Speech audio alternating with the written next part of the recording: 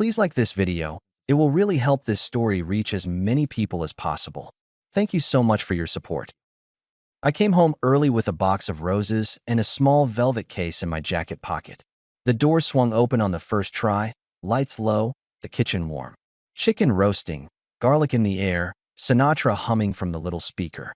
My wife, Lauren, was that woman men talk about and never meet. Soft smile, calm voice, a touch on your shoulder like you matter. That's the love story I was living, or thought I was. I heard her before I saw her. She was in the bedroom, on speakerphone, closet door half shut. Her tone wasn't the one she used for me. It was sharp, bored. Honestly, he's exhausting. That happy face. I can't stand it. I'm done pretending I adore him. Laughter on the other end. 2 voices, maybe 3. Yeah, the attorney's finishing the paperwork. Finally. I froze in the hallway like a stranger who took a wrong turn into the wrong house. Something cold and simple ran through me. I pulled my phone out. I hit record. I didn't think, just moved my thumb. Once I take the assets, I'm out. Mike's sick of hiding. Thank God for the side entrance, or the neighbors would have already outed me. He'll be home soon, and I have to smile again. Tired of it. I ended the recording and slid the phone into my pocket. Then I backed up, stepped out the front door, and made noise like a man coming home from a long day. Door slam. Keys on the counter. Sweetheart, I'm back. Little early. A beat. The mattress creaked. The closet door clicked. Lauren appeared in the hallway, smile tight, eyes wide. You're early, she said, and her voice cracked just a hair. Beat traffic. I held out the roses. For you. She kissed my cheek. You spoil me. Gonna rinse off, I told her, and I let the velvet case rest on the counter in full view. Long day. The shower ran. I stared at blue tile and let the steam do nothing. My brain walked in circles around the facts I didn't want. The kindest translation still said the same thing. I wasn't confused. I just didn't like the answer. If I'd known where it was headed, I'd have slept instead of showering and saved the hot water for the end. We ate at the island. She asked about my projects, smiled at the right places, set my favorite beer next to the plate without being asked. Anyone watching would have said I married well. I played the part one wrote for myself, nodded where a husband nods, and cleaned my plate. In bed, she traced my shoulder with her fingertips. Rough day? She asked. Just long, I said. Tomorrow will be better. Her head stayed on my chest longer than usual, maybe listening for a tell. I kept my breathing steady. Sleep didn't come, but morning did. I was at the lawyer's office by 8:30. I used a different exit from the parking structure, different coffee shop, different everything. I wasn't hiding from her. I was hiding my timeline from myself, so I didn't speed. The attorney, David Stern, mid-50s, kind eyes, the patience of a man who's heard every version of "it can't be happening to me," watched the video twice with headphones on. He didn't react. He took notes, a short, careful list. Okay, he said. You're going to keep your routine for a bit. Don't confront. Don't tip your hand. You'll install cameras inside, discreet. Hallway, kitchen, side entrance, maybe the mudroom if you have one. Save to the cloud, to a private account she can't access. You'll stay calm. You think I need more than this, I said. I know you do, he replied. What you have proves intent and timing. That's good. What we need is conduct. If another man's in your house, we want that on video. And we want you acting like you know nothing. It removes any argument that you provoked anything. By the way, separate some finances. Quietly. Move your paycheck deposit to a solo account. Leave plenty in the joint so she doesn't get spooked. She's planning to strip me, I said. He folded his hands. Plan what's in your power. Evidence, money, access, schedule. I can do that, I told him. Good. And listen, he added, nodding at my expression, you don't have to like this plan. You just have to run it. On my drive home, I called Lauren. Speaker off, tone light. You need anything from the store? Maybe some avocados, she said. You're sweet. And come home early if you can. I miss you. Working late, I said, and made a mental note. She likes to know when I'll be out of the house. Good to know. At lunch, I texted, Saturday, why don't you do a girl's day? I'll give you the card. Treat yourself. She sent 3 heart emojis and a picture of a sundress she liked. I told her to get it. Saturday morning, I handed her the joint card and kissed her forehead. Go, go, I said. I'll mow the lawn and fix the upstairs sink. She hesitated at the door, then smiled like a woman with the life she wanted. When her car rolled down the street, I opened the cabinet where my contractor buddy keeps a hiding place, pulled out 2 motion cams and 1 tiny lens that looked like a button, and went to work. Hallway smoke detector swap. Plant in the corner gets a new leaf with a pinhole. Frame in the hallway shifts slightly right. Router set to save footage to an encrypted cloud David gave me. Test. Test again. Good. I texted my neighbor, Mrs. Ruiz, widow, retired nurse, watches the block like a hawk because she cares. Do you still have that spare set to my side gate? Thinking of replacing it. She texted back a thumbs up and a smile. Want me to tell you if I see unfamiliar cars? I didn't ask for that. She offered. Would appreciate it, I replied. And let me know if Mike ever stops by. I didn't write that last line. I wrote, if any men come to the side door. Lauren came home loaded with bags and stories. She laughed about price tags and compliments from strangers. She put on the sundress and did a twirl. You like? It looks good, I said. Keep the receipt. She raised an eyebrow. You think I'm taking it back? Only if you want me to buy the same one next month, I said with a half smile. We both laughed. It landed as a joke and passed like a cloud. That week I moved my direct deposit. I told payroll I was updating for tax reasons. I moved a portion of savings to a solo account and left more than enough to cover bills. I canceled a couple's trip we had scheduled and told Lauren my project deadline shifted. She made a face but nodded. Work is work, she said. We'll reschedule. I changed the garage keypad code and sent her the new one from my work phone with a simple line. Security company recommends regular changes. She replied with a thumbs up. I didn't wait for permission to lock my own door. At the office, my project manager Jason, who wears plaid like a uniform and sees through everyone's small talk, leaned on my cubicle wall. You look like a guy who ate glass, he said. I'm reevaluating some household systems. That a fancy way to say you found a mess? I'm saying I'm making a plan before I start cleaning. Let me know if you need a weekend and a truck, Jason said. I prefer moving furniture to listening to adults argue. 2 days later, Lauren dropped a lunch at my desk unannounced. Turkey wrap. Note stuck to the top. I feel like I've been distant. Sorry if I've taken you for granted. Love you. A little hard at the bottom. Sweet, Jason said, glancing at the note. Either she adores you or she needs a favor. Could be both, I told him. Lauren texted that afternoon. Dinner at Emmett's Friday? Your favorite ribs. She added, we should talk about a weekend away. I want more time with you. Let me pause the story for just a second. If you're still listening, please hit the like button on this video. It really helps YouTube show this story to more people. Thank you so much for the support. Now let's get back to the story. It was the kind of message I used to reread twice. Now I read it once and filed it. Illusion of change, maybe. Either way, it didn't change what I knew. I replied, Friday works. Let's keep it simple. Early night. That evening, Mrs. Ruiz knocked on the side gate as I took out the trash. She held a folded paper towel like a nurse delivering bad news gently. I saw a gray sedan out front yesterday around 1, she said. Parked 2 houses down. A man with a cap used the side entrance. He kept his head down. You weren't home. Thanks, I said. I appreciate your eyes. You two okay? She asked. We will be, I told her. Friday at Emmett's, we sat in a booth. Lauren held my hand across the table. She wore the sundress. She ordered my favorite starter before I asked. The waitress smiled like she was happy to see us. Tell me what's going on, Lauren said. You've been distracted. Work is heavy. That's what you always say. It's the truth. I miss you, she said, voice dropping. I know I've been in my head. I'm trying. I'm not perfect. I'm not asking you to be perfect, I said. I'm asking for real. I'm here, she replied, and squeezed my fingers. Good, I said. Because starting next month, we're simplifying. Separate budgets for a bit. Joint account stays for bills, but I'm going to manage my own savings and day-to-day. I need clarity. Her face stiffened. Clarity. Predictability. Less overlap. Less confusion. So an allowance?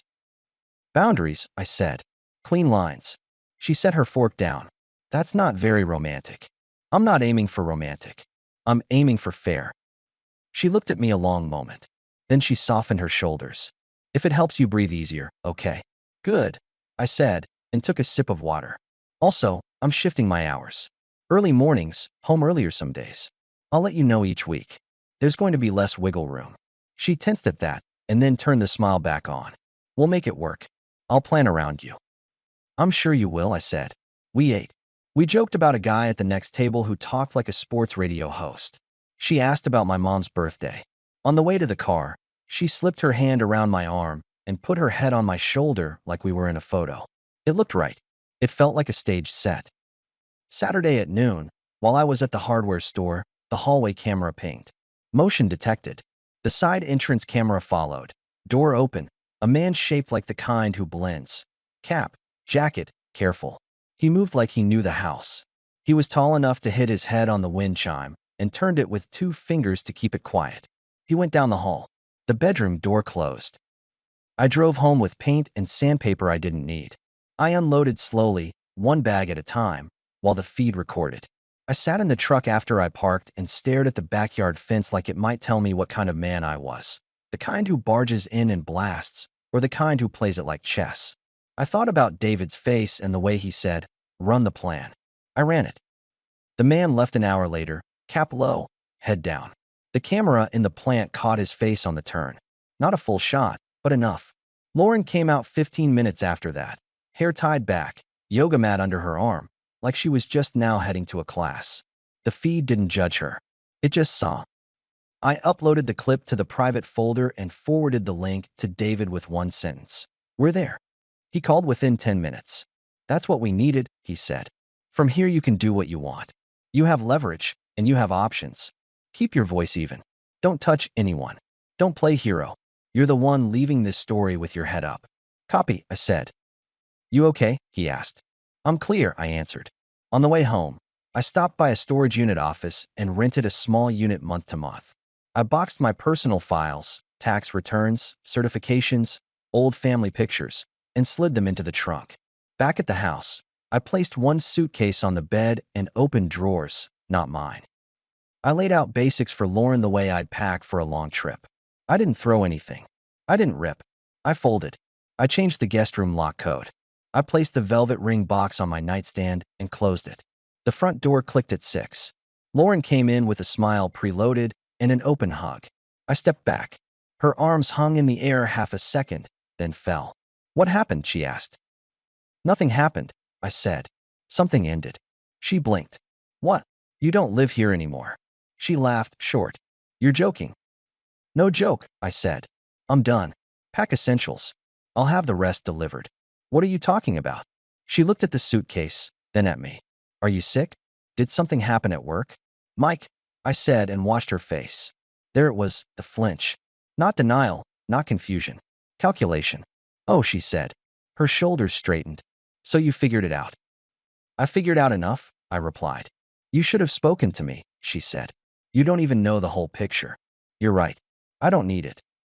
She exhaled, smile slowly curdling into something else. "You know there's paperwork ready, right? You don't dictate terms here." "I do. I'm taking this house. You can start packing." I tipped my head toward the hallway camera, the one disguised as a decorative frame. "Look at the plant, Lauren. Tell me what you see." She followed my eyes.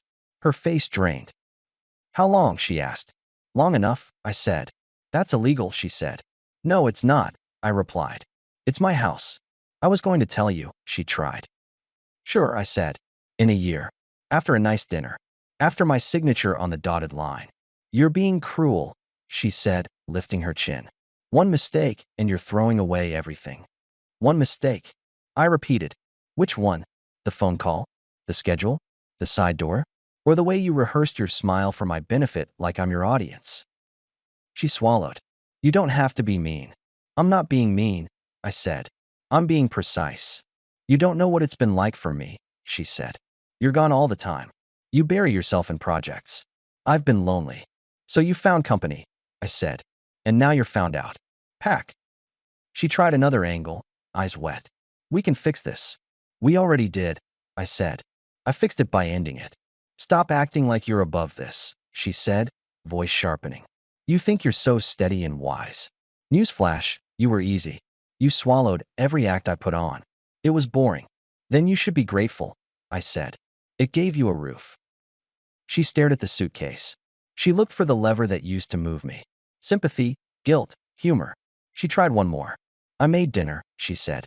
Your favorite. Leave it in the fridge for tomorrow's trash, I answered. Her jaw worked.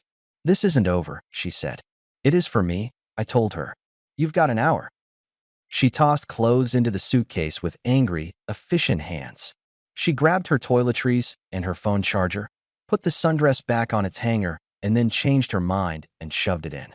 She turned at the door, eyes bright with fury and, beneath it, fear. What are you going to tell people? She asked.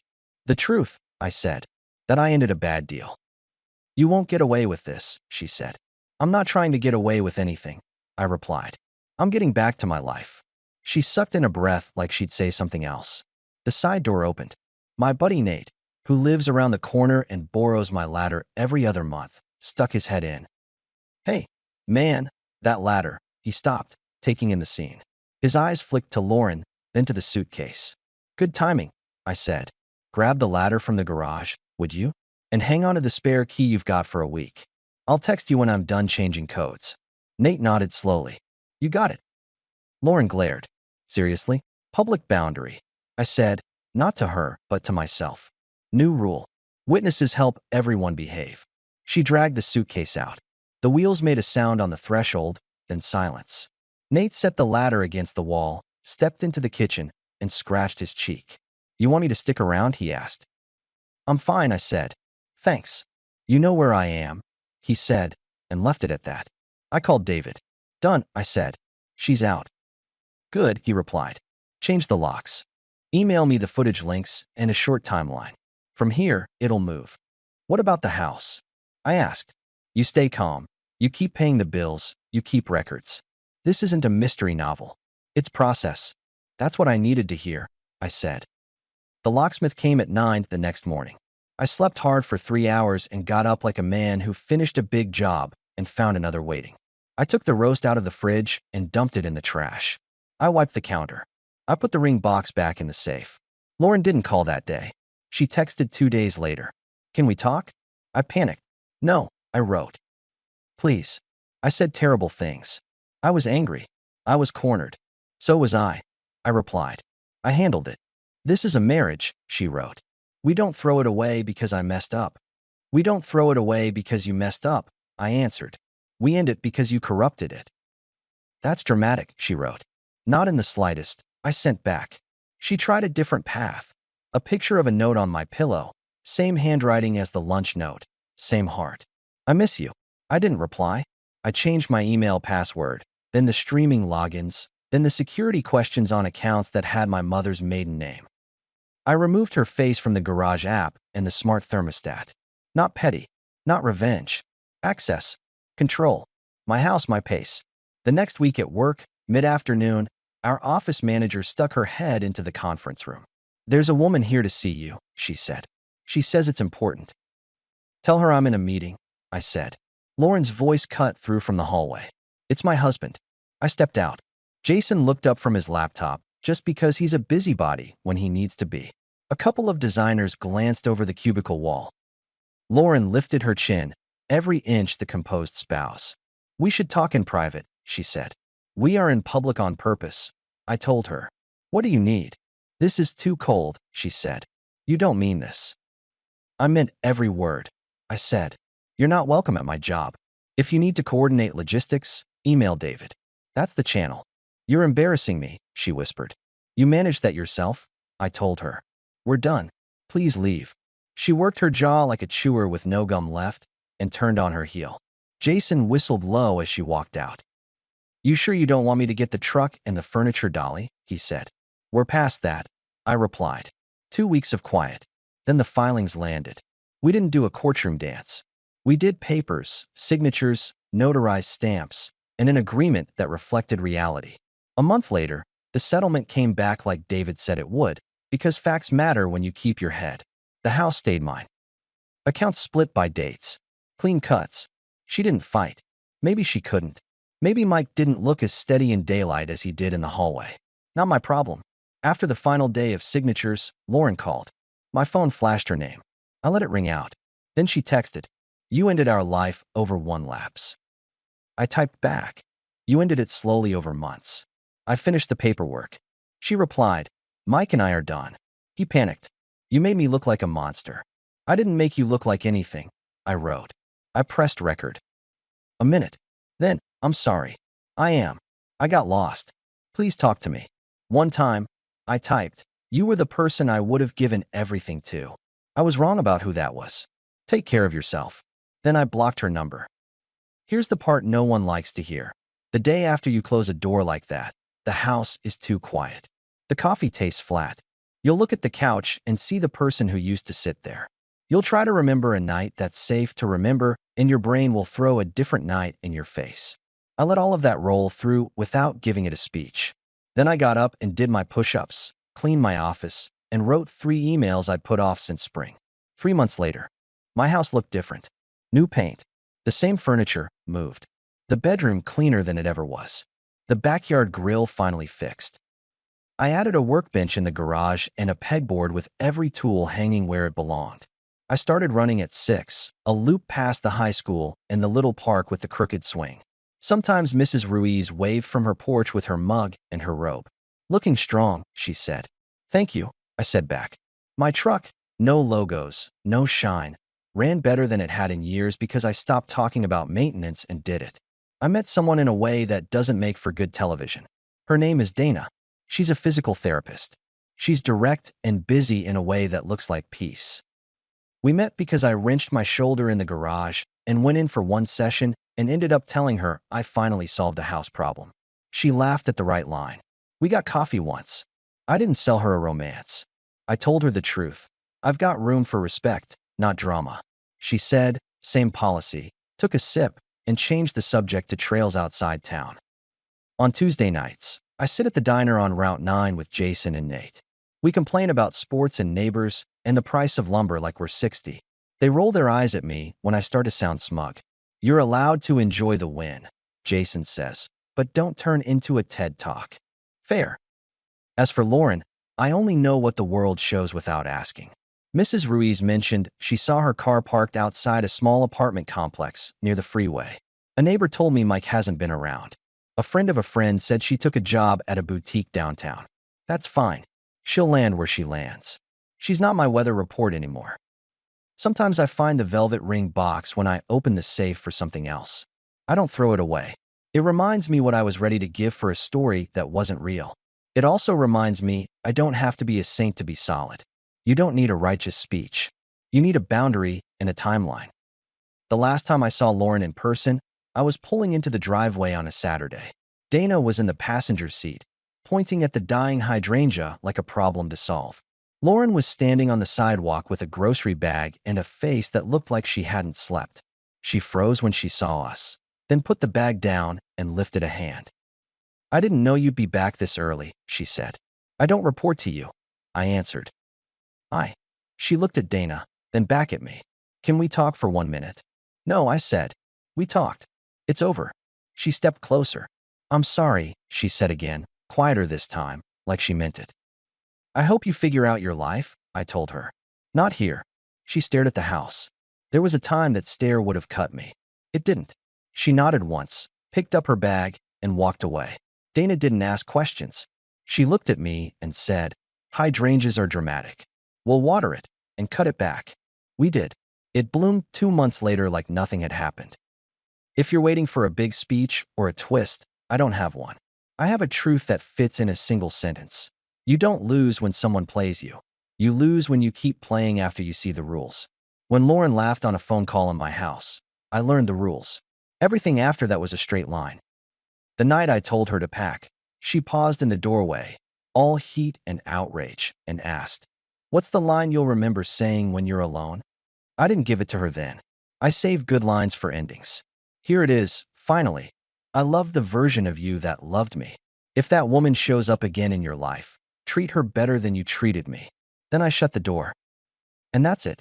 I didn't burn down the past. I built a door and walked through it. The world on the other side is smaller than I imagined and bigger where it matters. I have my house, my time, my sleep, my people. She has whatever she wanted badly enough to gamble for. It looks different from the outside than it did in her head. Not my business. Mine is simple. Keep the gate locked, keep the camera pointed where it needs to be, and don't let anyone rehearse a smile on my time.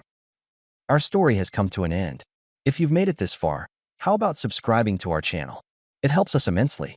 I've selected 2 other videos for you that I'm sure you'll enjoy. Feel free to click on them. I'll be waiting for you in the next story. See you soon.